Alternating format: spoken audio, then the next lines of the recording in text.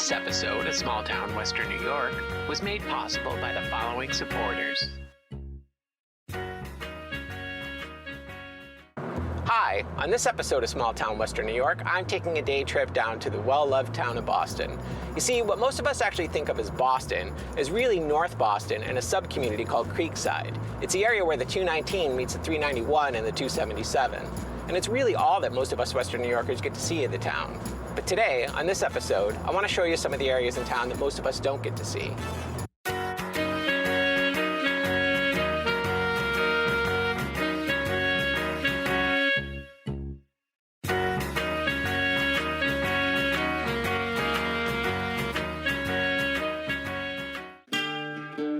I got into town early that morning, at least a good hour before I was supposed to meet Frank Gamble, the town's historian, for a tour of the place. So I decided to keep driving a little further down Boston State Road a few miles until I ran into a small triangular park area that comes complete with some local businesses and features a few veterans monuments and memorials. This is the type of place that I live to discover. You can really feel the history here. Even just driving by, you catch it. But step out of the car and get a good look around and it's just hanging in the air.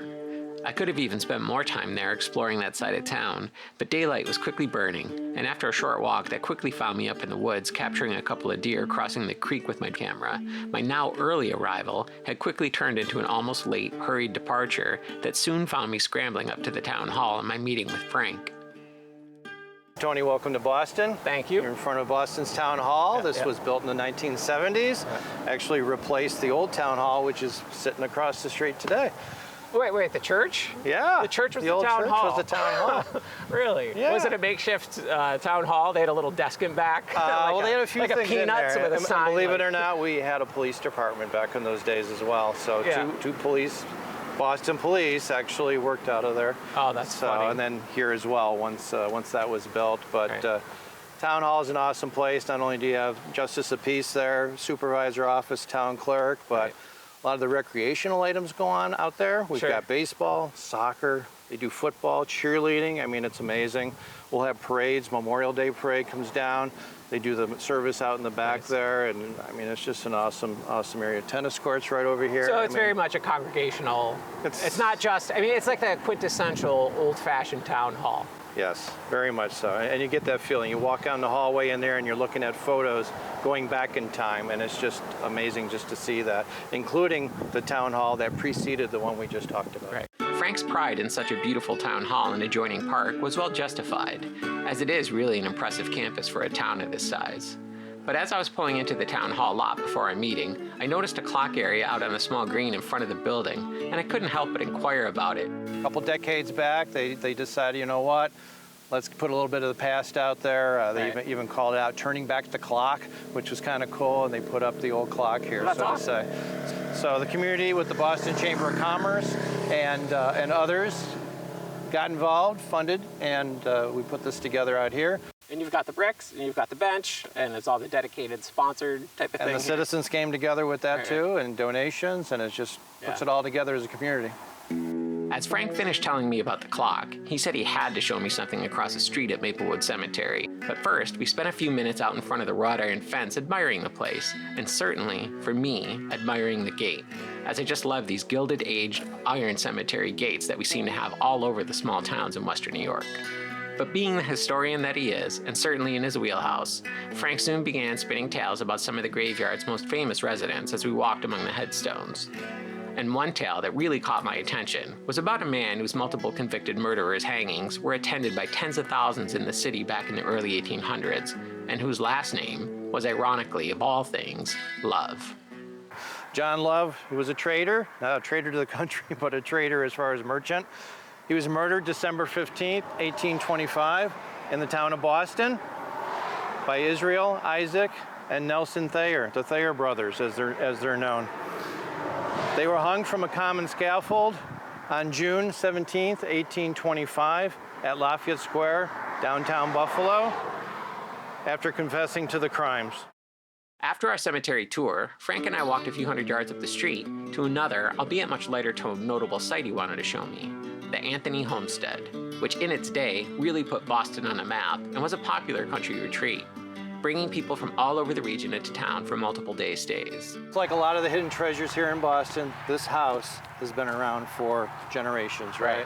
So this is a brochure of the Anthony Homestead that sits right here. So back in the late 1800s, early 1900s, this homestead was actually like a modern day bed and breakfast. Sure, right? sure. Well, it was our Airbnb, right. So back then, 100 acres, people would come in on the trolley, the old train that used to run through here. Sure. This was a destination spot to relax for the summer. And it was probably the only one of its type, correct? At that point. At that point, marketing-wise, think about that. How much marketing went into things in the 1817, 1818 during the war and well, years? what did you have? Nothing, you know, right? For this to happen down here was an amazing thing. And this brochure is, you know, very unique to say the least.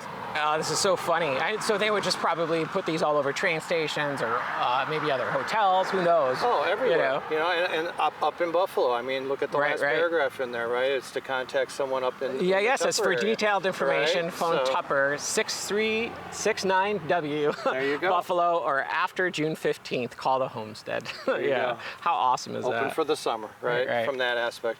And of course, you know, camping and whatnot, getting out on the property, a lot of livestock running around, including cows. Yeah, we've got a cowbell. We had cows out there. Right? Sure, and there was the factory here. Dude, that was a perfect tie-in. Thanks. Yes, us Western New Yorkers mostly come to Boston for our Georges, or we come on a hot sunny day for our Charlaps. But if you take the time to take a drive just a little further down the road when you're in town, you'll be rewarded with some of Western New York's oldest history surrounding you everywhere you go. And you'll certainly discover a few surprises along the way. And you'll realize what I came to learn on my first day discovering it all. That Boston is so much more than just a pit stop off of the 219. The park behind me is called Boston Commons, and it includes some small businesses and a veterans memorial. But it really reminds me of the old authentic Boston that I came here to find.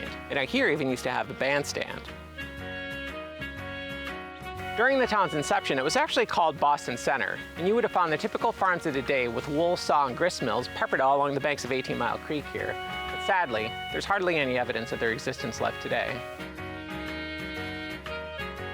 The largest bell factory in the U.S. was located just behind me here below the cemetery, producing up to 500 cow and sheep bells a day, including staples and hasps. But once the town's pastures were all fenced up, there was really no need for bells anymore, and the factory was shut down. The road to Springville was and is a very important part of Boston's history. And like all seminal roads in Western New York, it was built on a well-used Native American trail.